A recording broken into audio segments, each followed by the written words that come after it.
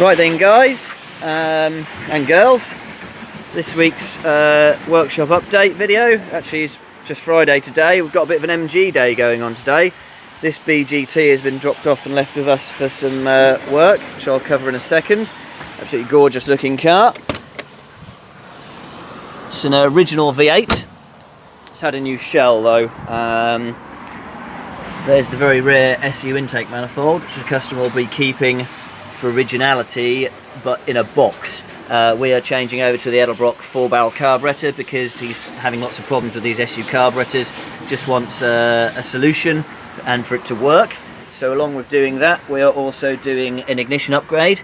This distributor here has had the guts taken out and an electronic conversion fitted. However, it doesn't give full spark potential that we know we can get with our distributor and amplifier. So it'll be getting the Magna-Core leads, the A&R amplifier, the works, ignition and fueling wise. So that's that MG. This MGB Roadster just been left with us for the day, and he's already running with the Edelbrock 4-barrel carburettor. Steve's under here now just doing the ignition upgrade. So we supplied the short engine, which is actually a 3.9 in this, to the customer in 1999. He then had his heads reconditioned and fitted them up and put this engine together. So the Edelbrock 4-barrel carburettor sat there. It was running a Mallory dual point distributor, which is getting some misfire issues and problems, and we know upgrading to this electronic ignition system that we do now makes a world of difference. So the A&R amplifier is mounted there with the Bosch 12-volt coil. The ballast resistor for the Mallory dual point has already been removed, and yeah, that should be the ignition system sorted on this for its life. Let's see what else we've got going on. Other things that are going on, we haven't actually done anything with this for a little while, but we really need to. The TR8 project, the 2-litre supercharged Rover V8 TR8 project. So TVR 2-litre Rover V8 engine, very special. Little power plant there with the supercharger mounted on. We really need to get this into our workshop and start well, continue the wiring on it really, and get this little beast to fire up, because we're really excited to hear what it sounds like, and bet it will rev its little conrods off. Well, hopefully not. 40mm stroke on the crankshaft on this, so it should have a fairly good tolerance to high revving. So yeah, this is something that's actually up for sale. We've advertised it before as an ongoing project or a finished concern, so we can actually finish this project off for somebody if that's what their desire is, or if somebody wants to actually pick up where we've left off and continue with it, then we're happy to obviously offer assistance and everything with that, and show you where we're up to and what our plans were, and then you can continue with them or modify from there. But yeah, a very, very special engine. Housed in a TR7/8 conversion with the Tony Pond decals, as of the era of the rally cars. So yeah, those of you will remember this engine here from last week's video, the 3.9 stage 1 engine that's been built up ready for a Defender 90 that's coming in. Well, the Defender 90 is here. So here it is, lovely little County 90, and it's already running with the Edelbrock carburettor and full RPI ignition kit, and also LPG.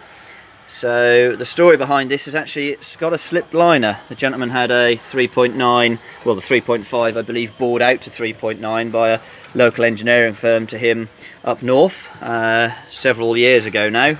And yeah, it's slipped a liner, so it's got a very nasty ticking noise. Obviously eventually that can cause quite a bit of damage should the liner break off the bottom of the alley casting in the block and slide down into the crankshaft. So fresh RPI engineering 3.9 has been built up. All of the covers and ancillaries from this engine will be removed, cleaned up, made to look lovely, and fitted to the engine that I just showed you in the workshop, and then popped back into the 90. So I think I mentioned last week we'll actually cover this as a feature. We'll do a nice photo library of this. Yeah, looking forward to seeing this start to finish. There's the vaporizer for the LPG system, the OMV R90. It's the only vaporizer we ever use on a Rover V8 engine for gas. Let's see what else we've got here. Okay, well the Series Land Rover, which for some reason I can't zoom out far enough to show you, is now MOT'd. So I'll be taking this out in a little while for photos to do an advert for it because it's now up for sale. Oh, sounds like Steve has got the MG fired up. All up and running, hey? Yep, just going to warm up, ready for the emissions. Excellent. So that's the ignition system fitted, only a couple of hours on. So yeah, as Steve just said, he'll now warm the engine up and then we'll do emissions test and then go down the road and make sure we're happy with how the accelerator jet's set on the carburetor, which is this lever here. We've got 3 different settings here to change when and how far the accelerator jet is pressed in. So we set that up on the road, as well as the ignition timing. We'll set that up on the road as well with the most amount of advance we can get without pinking, and make sure that we're happy with how this 3.9 is driving. Obviously no work progress on the MG, that one, yeah. 1 MG at a time, huh? We'll conquer 1 MG at a time. Back to the series though. Yeah, so gonna take this out for a nice little road trip and get some nice pictures of it. As you can see though, it's come out really nicely. What it would do if it's in focus, there we go. Okay, the camera does not like green Land Rovers. But if anybody is interested in a Series 88 inch, this is now going to go up for sale.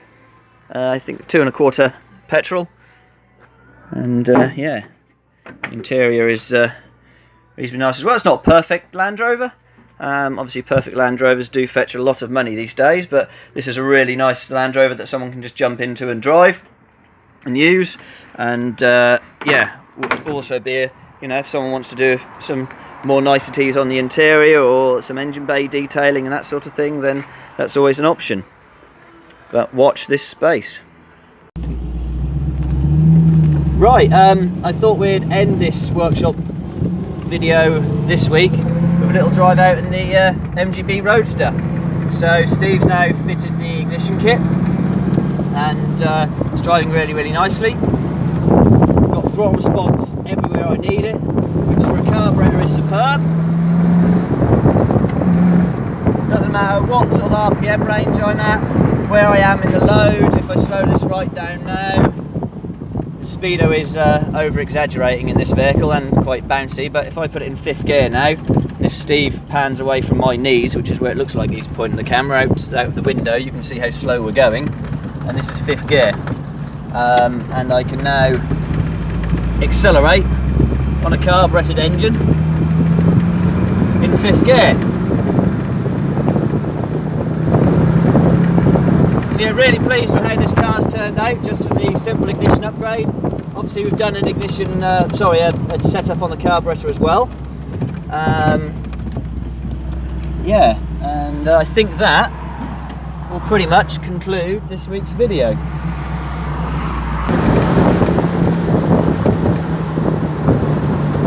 You have to apologise for the bounces. What's that? Did you say you were apologising for the camera skills? Yes, the lack of bounces, yes. Well, we do engines, not cameras. Yeah, very true.